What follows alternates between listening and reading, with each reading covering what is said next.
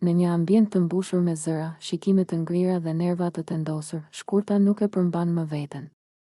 Ajo i drejtohet Albës me një ton të ashpër, të prerë, që ndan ajrin si thik, mos na bëj moral këtu.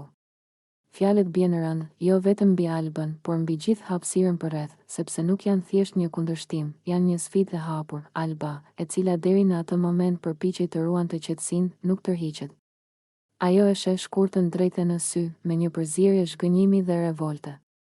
Zëri i saj dridhet pak, por fjalët dalin të forta. Ne Alba i themi këto gjëra. Ty të përballoj. Je femër shumë e ulët.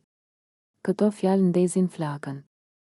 Tensioni rritet, frymëmarrjet bëhen më të shpejta dhe çdo fjalë e radhës është më e rëndë se e mëparshmja, nuk është më thjesht një debat. Është një përplasje karakterash, egosh dhe plagësh të vjetra që dalin në sipërfaqe. Mes tyre nuk ka më filtr, nuk ka diplomaci. Çdo fjalë është e ngarkuar me inat, me ndjenja të akumuluara dhe me dëshirën për të dominuar tjetrën. Gratë përreth ndihen të ndara mes habitjes dhe shqetësimit, sepse kjo përballje nuk është vetëm personale, ajo pasqyron rivalitetin, xhelozinë dhe presionin që shpesh lind mes femrave kur mungon mirëkuptimi. Shkurta nuk tërhiqet. Ajo ngre zërin edhe më shumë, sikur të dojë të mbulojë çdo kundërshtim, çdo dyshim. Alba, nga ana tjetër, qëndron në këmbë e palëkundur, duke treguar se nuk do të hesh përballë asnjë ofendimi.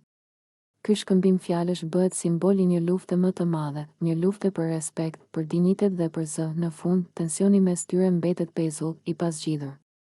Fjalët janë thënë, plagët janë hapur dhe asgjë nuk është më si më parë. Kjo përballje mes femrave tregon se sa lehtë mund të degradojë komunikimi kur mbizotëron inati dhe sa e vështirë është të rikthehet qetësia kur kufit janë të i kaluar.